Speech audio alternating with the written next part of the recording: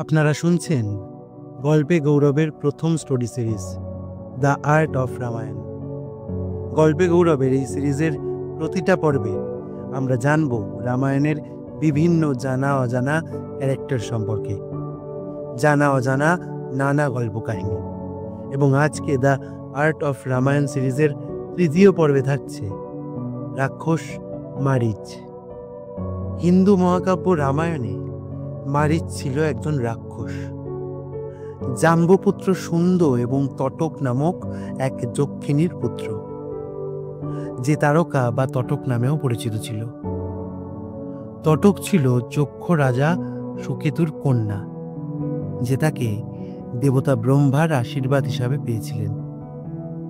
মারিচের একটি ছোট ভাইও ছিল, নাম সুবাহু। ভাই বোনেরা খুবই সুন্দর এবং মহৎ চরিত্রের অধিকারী ছিল। তারা জাদুবিদ্যায় দক্ষ হয়ে ওঠে। একবার সন্ধ্যা মাতাল অবস্থায় ঋষি অগস্ত্যের আশ্রমে আক্রমণ করে। ক্রোধিত অগস্ত্য তার ধ্যান শক্তি দ্বারা তাকে পুড়িয়ে ফেলেন। তাটক যখন সন্ধ্যের মৃত্যুর কথা জানতে পারেন, তখন সে এবং তার পুত্ররা ঋষির ওপর প্রতিশোধ নেওয়ার জন্য অগস্ত্যকে আক্রমণ করলে ঋষি তটক, মারিচ এবং সুবাহুকে অভিশাপ দেন, তাদের দুষ্ট জঘন্য রাক্ষসে রূপান্তরিত করেন। তটক এবং তার পুত্ররা রাক্ষসদের পিতৃপুরুষ সুমালির সাহায্যের জন্য পাতালে গেলে সুমালি তাদের লঙ্কার রাক্ষস রাজা রাবণের কাছে নিয়ে যায়। রাবণ তাদের তিনজনকে গঙ্গার সঙ্গমের কাছে সরজু নদীর তীরে অবস্থিত মালদ এবং কারুষ রাজ্য দখল করতে বললে এই ত্রয়ী সেই রাজ্যগুলোকে ধ্বংস করে একটি ঘন গভীর জঙ্গলে পরিণত করেছিল, যা তটকের বন নামে পরিচিত। তারা সাধারণ মানুষকে আতঙ্কিত করে তুলেছিল। যারা সেই বনে প্রবেশের সাহস করত, তাদের গ্রাস করত। দেবতা, রাক্ষস এবং মানুষ, এমনকি সূর্য এবং মেঘ তটক এবং তার পুত্রদের অঞ্চলে প্রবেশ করতে সাহস করেননি। মারিচ এবং সুবাহু এই অঞ্চলের ঋষিদের হয়রানি করত এবং তাদের যজ্ঞ ধ্বংস করতে পছন্দ করত। যজ্ঞবেদিতে রক্ত, মাংস এবং হাড় নিক্ষেপ করে ঋষিদের যজ্ঞের পবিত্রতা নষ্ট করে দিত। ঋষি বিশ্বামিত্র তারক বনের কাছেই তার শিষ্যদের সাথে বসবাস করতেন এবং সেখানেই তপস্যা এবং যজ্ঞ করতেন। তারক ও তার পুত্রদের দ্বারা যজ্ঞ ভঙ্গের আক্রমণ ছিল প্রতিনিয়ত। প্রতিদিনের এই অশান্তি আর সহ্য করতে না পেরে ঋষি বিশ্বামিত্র অযোধ্যার রাজা দশরথের কাছে সাহায্যের জন্য যান। তিনি দশরথকে তার যজ্ঞ রক্ষার জন্য তার জ্যেষ্ঠ পুত্র রামকে নিজের সাথে নিয়ে যাওয়ার জন্য অনুরোধ করেন। যদিও দশরথ প্রথমে তার 16 বছর বয়সী ছেলেকে যেতে দিতে অনিচ্ছুক থাকলেও অবশেষে রাজগুরু বশিষ্ঠের পরামর্শে রাম এবং তার ছোট ভাই লক্ষণকে বিশ্বামিত্রের সাথে যেতে দেয়। বিশ্বামিত্র তাদের যুদ্ধে প্রশিক্ষণ দিয়েছিলেন এবং বিভিন্ন দৈবিক মন্ত্র শিখিয়েছিলেন। যখন বিশ্বামিত্র এবং রাজপুত্ররা তারক বনের মধ্যে দিয়ে যাচ্ছিলেন, তখন আচমকাই তারক তাদের ওপর আক্রমণ করে। বেশ কিছুক্ষণ যুদ্ধের পর রাম এবং লক্ষণ তাকে হত্যা করেন। তারকের সমাপ্তিতে দেবতারা আনন্দিত হওয়ায় বিশ্বামিত্র রামকে আশীর্বাদ করেন। ঋষি তাকে পুরস্কার হিসাবে দিব্য অস্ত্র প্রদান করেন। এরপর বিশ্বামিত্র তার 6 দিনের যজ্ঞ শুরু করেন, রাম এবং লক্ষণের পাহারায়।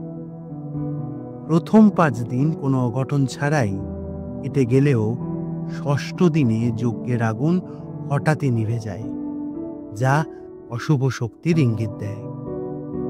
মারিচ এবং তার ভাই সুবাহ রাক্ষসদের একটি দল নিয়ে কালো মেঘের মতন গাছের চূড়া থেকে বেরিয়ে এসে গর্জন এবং বজ্রধ্বনি দেয়। তারা রক্ত এবং মাংস দিয়ে যজ্ঞের আগুন ধ্বংস করার চেষ্টা করলে রাম তার ধনুকের সাহায্যে তার অস্ত্র মানবস্ত্র নিক্ষেপ করেছিলেন। তীরটি মারিচের বুকে আঘাত করলে তাকে 100 ক্রোশ দূরে গিয়ে সমুদ্রে ছুঁড়ে ফেলে দেয়। সুবাহ এবং অন্যান্য রাক্ষসদের রাম বিভিন্ন অস্ত্র প্রয়োগে হত্যা করেন। যজ্ঞ সফলভাবে সম্পন্ন হয়। পরবর্তীকালে বিশ্বামিত্রের নির্দেশনায় রাম জনকের দত্তক কন্যা এবং মিথিলার রাজকন্যা সীতাকে বিয়ে করেন এবং অযোধ্যায় ফিরে আসেন। ভরতকে অযোধ্যার রাজা করার স্বার্থে দশরথের তৃতীয় স্ত্রী অর্থাৎ ভরতের মা কৈকেয়ীর চাহিদা অনুযায়ী দশরথ বাধ্য হয়ে রাম, লক্ষ্মণ এবং সীতাকে 14 বছরের জন্য রাজ্য থেকে নির্বাসিত করেন। এই ত্রয়ী অযোধ্যা থেকে দক্ষিণে যাত্রা শুরু করে দণ্ডকারণ্য পেরিয়ে গোদাবরী নদীর তীরে পৌঁছান, যেখানে তারা আশ্রম নির্মাণ করেন। একবার মারিচ রাম, লক্ষ্মণ এবং সীতাকে দেখতে পেয়ে তার শেষ সাক্ষাতের কথা মনে পড়ে এবং তারপর মারিচ তার রাক্ষস সঙ্গীদের প্রতিশোধ নেওয়ার জন্য তারা হিংস্র পশুর রূপে তাদের উপর আক্রমণ করে। রাম একেবারে 3টি তীর নিক্ষেপ করেন, মারিচের সঙ্গীদের হত্যা করেন, কিন্তু তৃতীয় তীরটি মারিচকে অল্পের জন্য লক্ষ্যভ্রষ্ট করে এবং মৃত্যু ভয়ে মারিচ পালিয়ে যায়। বেঁচে যাওয়া মারিচ একজন সাধু ব্যক্তিতে রূপান্তরিত হয়। সে একজন তপস্বীর জীবনযাপন শুরু করে। সে একটি আশ্রম স্থাপন করে সেখানে থাকতে শুরু করে। তার মাথায় ছিল জটা এবং পরনে ছিল গাছের ছাল। সে তার আসরিক গুণাবলী ত্যাগ করে এবং তার ভুলগুলি বুঝতে শুরু করে দিনে দিনে রামের ভক্ত হয়ে ওঠে। অবশেষে রাবণের কৌশল অনুসারে তিনি রামের হাতে মারা যাবেন। কিভাবে? আসুন তাহলে সেটাও বলি। তবে তার আগে একটু বলে রাখি, আজকের পর্ব এবং দ্য আর্ট অফ রামায়ণের বাকি পর্বগুলি যদি আপনাদের ভালো লেগে থাকে তাহলে লাইক আর সাবস্ক্রাইব করতে কিন্তু ভুলবেন না। প্লেলিস্টের নাম দ্য আর্ট অফ রামায়ণা, যেখানে আপনি এই সিরিজের এখনো পর্যন্ত রিলিজ হওয়া এপিসোডগুলো পেয়ে যাবেন। তাহলে চলুন বাকিটা শোনা যাক।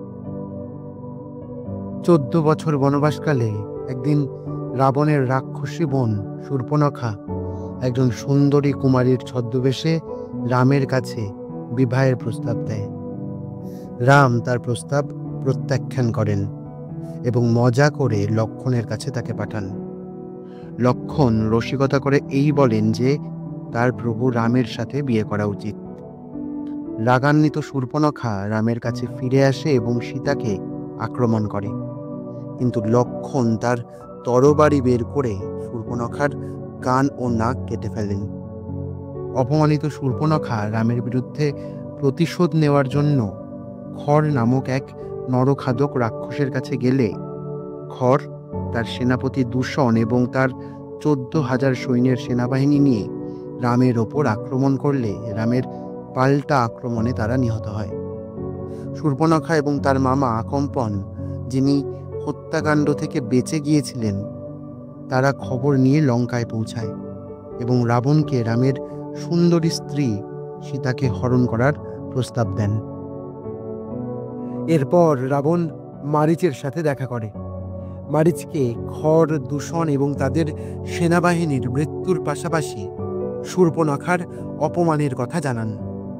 তিনি মারিচকে মায়াবী সোনার হরিণে পরিণত হয়ে রামের আশ্রমের আশেপাশে ঘোরাফেরা করতে বলেন এবং সীতার নজরে আসতে বলেন, যাতে রাম এবং লক্ষ্মণকে সীতার থেকে দূরে নিয়ে যাওয়া সম্ভব হয়।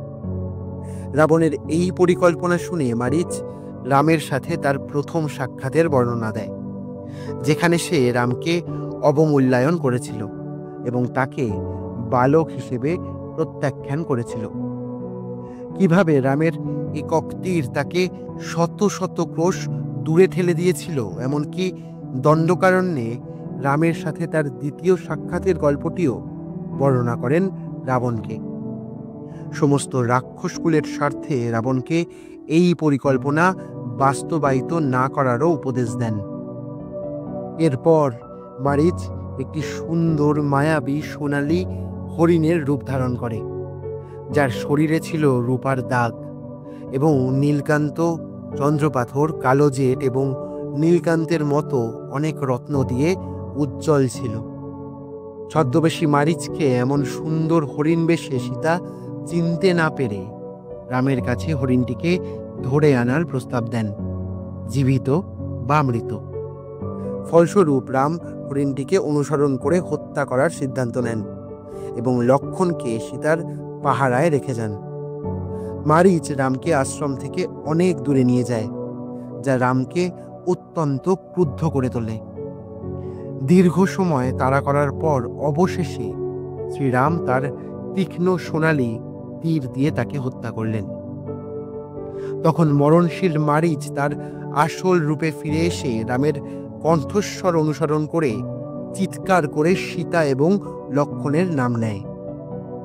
সীতা কৌশলের শিকার হয়ে লক্ষ্মণকে রামকে খুঁজতে যেতে বললে লক্ষ্মণ জোর দিয়ে বললেন যে কেউ রামের কোনো ক্ষতি করতে পারবে না। লক্ষ্মণ অনিচ্ছা থাকা সত্ত্বেও রামকে খুঁজতে বেরিয়ে গেলেন। তবে যাওয়ার আগে লক্ষ্মণ এক শক্তিশালী রেখা দিয়ে যান কুঠিরের চারিদিকে, যা লক্ষ্মণ রেখা নামে পরিচিত। লক্ষ্মণ চলে যাওয়ার পর রাবণ একজন ভিক্ষুক সাধুর বেশে আবির্ভূত হন এবং সীতাকে ভিক্ষা দেওয়ার জন্য এগিয়ে আসার সাথে সাথে অপহরণ করেন। এরপর রামায়ণে রাম কিভাবে লঙ্কায় রাবণকে পরাজিত করেন এবং সীতাকে ফিরে পান তার গল্প বর্ণনা করা হয়েছে। দ্য আর্ট অফ রামায়ণ গল্পে গৌরবের প্রথম এই সিরিজের তৃতীয় অর্থাৎ আজকের পর্বে ছিল ছদ্মবেশী রাক্ষস মারিচ। এরপর এই সিরিজের আরও বিভিন্ন পর্ব ভিন্ন ভিন্ন ক্যারেক্টারকে নিয়ে আসবে। তবে তার আগে অবশ্যই কমেন্ট করে জানাবেন আজকের এপিসোডটি কেমন লাগলো আপনাদের।